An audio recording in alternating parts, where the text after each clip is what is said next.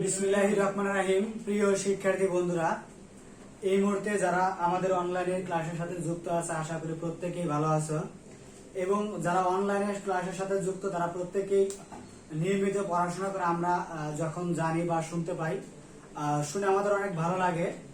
যাই হোক, আজকে আমরা ডাব্লিউএস কোশ্চেনের 31 থেকে শুরু করব 45 পর্যন্ত। আমরা ধারাবাহিক 31 পর্যন্ত শেষ করেছিলাম এই পরীক্ষাতে। তাহলে আমরা পরবর্তী যে ডাব্লিউএস কোশ্চেন গুলো আছে সেগুলো আমরা সবাই চেষ্টা করব। এই মুহূর্তে সবাই অবশ্যই খাতা কলম নিয়ে প্রস্তুত আমার সাথে করে ফেলবে। দেখো, প্রথমে লেখা আছে সৈকত স্টাডিজ এট 6 o'clock। এট 6 o'clock এর নিচে ডাক দাও, অর্থাৎ সময়। তাহলে আমরা সময় থাকলে কি দ্বারা প্রশ্ন করব? হোয়েন। তাহলে when does Saikat study, studies এর ভার্বের সাথে আইএনজি যোগ হয়েছিল, শেষে ওয়াই থাকার কারণে, ওয়াই এর পূর্বে কনসোনেন্ট থাকার কারণে আই এর যোগ করা হয়েছিল। সেটা তোমরা নাম্বার পরিবর্তনের সময় জানতে পেরেছো, সিঙ্গুলার প্লুরালের সময়। সরি, তাহলে study, when does Saikat study, প্রশ্ন চিহ্ন।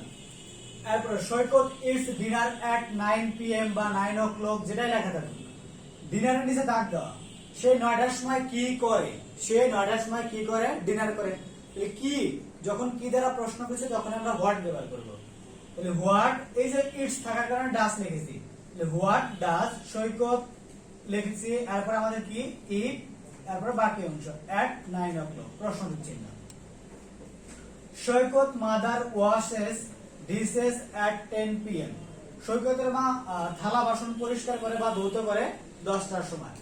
সময় নিচে দাগ দাও, সময় নিচে দাগ দেওয়া থাকলে আমরা কি দ্বারা প্রশ্ন করব? অবশ্যই আমরা হোয়েন দ্বারা প্রশ্ন করব। তাহলে আমরা হোয়েন দ্বারা প্রশ্ন করার সময় প্রথমে লিখি হোয়েন, এই যে ওয়াশেস ভার্বের সাথে এস বাই এস যোগ করেছি আমরা, তাই এখানে কি হবে? ডাস। ডাস, এরপরে সৈকত মাদার, এইটুকু হলো আমাদের সাবজেক্ট। সৈকত মাদার, এরপর বলছে আমাদের ভার্ব, ভার্বটা কি এখানে ওয়াশ। তাহলে ডাস বসার কারণে এখানে ওয়াশ বসবে, ওয়াশেস বসবে না। ওয়াশ, এরপরে বাকি যা আছে সেগুলো লিখবো আমরা, ডিশেস। এরপরে প্রশ্নবোধক চিহ্ন। এরপরে Saikat father washes TV at 8 o'clock।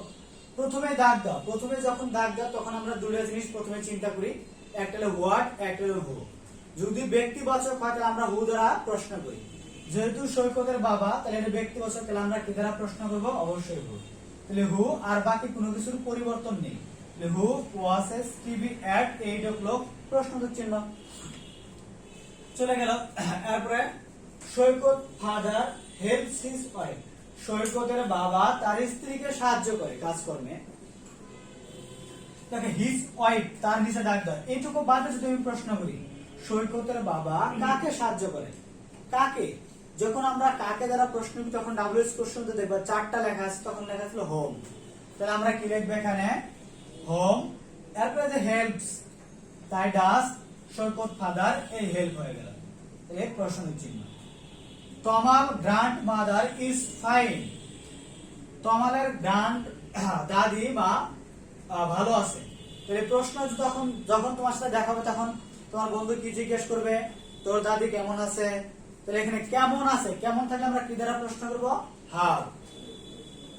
How is Tamal grandmother. আর তোমার কোনো কিছু বাকি নেই, তাহলে আমরা প্রশ্ন চিহ্নটা দিয়ে দেই। তমাল মিটস মিস্টার সাহা। প্রথমে দাগ দাও, তাহলে তমাল ব্যক্তিবাচক, তাহলে আমরা কি দ্বারা প্রশ্ন করব? Who. Who meets mister Saha. এরপর mister Saha is Andy's colleague. Mister Saha হচ্ছে অ্যান্ডির সহকর্মী। তাহলে আমরা এখানে প্রথমে দাগ দাও, প্রথমে দাগ দাও মিস্টার সাহা, এটাও ব্যক্তিবাচক, তাহলে আমরা কি দ্বারা প্রশ্ন করব? হু। তাহলে হু ইজ অ্যান্ডিস কলিগ, প্রশ্নবোধক চিহ্ন। এবার আমরা চলে যাব 39 নম্বরে। Mrs Smith is a new English teacher. Mrs Smith একজন ইংরেজি শিক্ষক। এ ইংলিশ টিচার, যখন পেশার নিচে দাগ দেওয়া থাকে তখন হোয়াট দ্বারা প্রশ্ন করতে হয়। এখানে টিচার, এটা পেশা, তাহলে পেশার নিচে দাগ দেওয়া আছে, তাহলে আমরা কি দ্বারা প্রশ্ন করব? হোয়াট দ্বারা। তাহলে what is Mrs Smith, Mrs Smith কি? অর্থাৎ she is a English teacher. এরপরে Andy introduce Saha to Tamal. Andy introduce Saha to Tamal, প্রথমে দাগ দাও এন্ড এর নিচে, তাহলে এন্ড কি? ব্যক্তি। ব্যক্তি হওয়ার কারণে আমরা এখানে কি দ্বারা প্রশ্ন করব? হু দ্বারা প্রশ্ন করব। কি দ্বারা প্রশ্ন করব? হু দিয়ে। তাহলে হু ইন্ট্রোডিউস সাহা টু তমা। Jessica is from United kingdom. United kingdom হলো যুক্তরাজ্য, অর্থাৎ একটা জায়গা। জায়গার নামের নিচে যখন দাগ দেওয়া তখন আমরা হোয়ার দ্বারা প্রশ্ন করি। যখন কোন স্থানের নিচে দাগ দেওয়া থাকে তখন আমরা কি দ্বারা প্রশ্ন করব? হোয়ার দ্বারা প্রশ্ন করব। তখন কি দ্বারা প্রশ্ন করব? হোয়ার দ্বারা প্রশ্ন করব। তাহলে হোয়ার, এরপর আমাদের সাহায্যকারী ভার্ব ইজ, এই ইজ বসিয়েছি। এরপরে বসবে কে? সাবজেক্ট। সাবজেক্ট এই জায়গায় কে? জেসিকা। জেসিকা। সাবজেক্টের পরে বসবে কে? ভার্ব। এখানে যেহেতু আর কোনো ভার্ব নেই তাহলে বাকি অংশ, বাকিটা কি? ফ্রম। ফ্রম। তারপর আমাদের প্রশ্নবোধক চিহ্ন। They are going to Sylhet. Sylhet একটা জায়গার নাম। আবারও জায়গার নিচে যখন দাগ দেওয়া, জায়গার নামের নিচে যখন দাগ দেওয়া থাকে তখন আমরা কি দ্বারা প্রশ্ন করি? হোয়ার দ্বারা।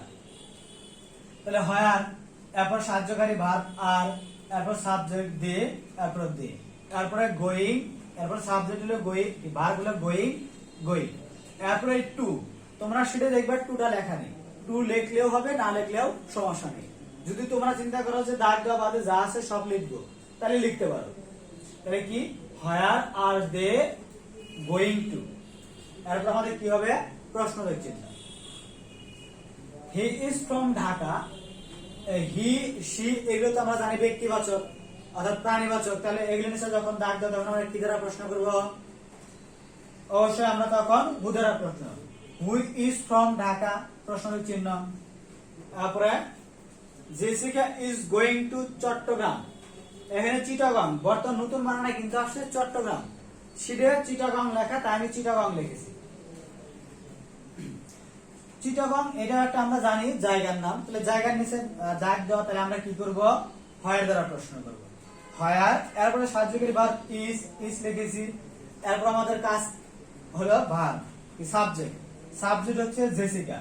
জেসিকার পরে বসার কথা কে? আমাদের ভার্ব। ভার্বটা কি? এখানে গোয়িং।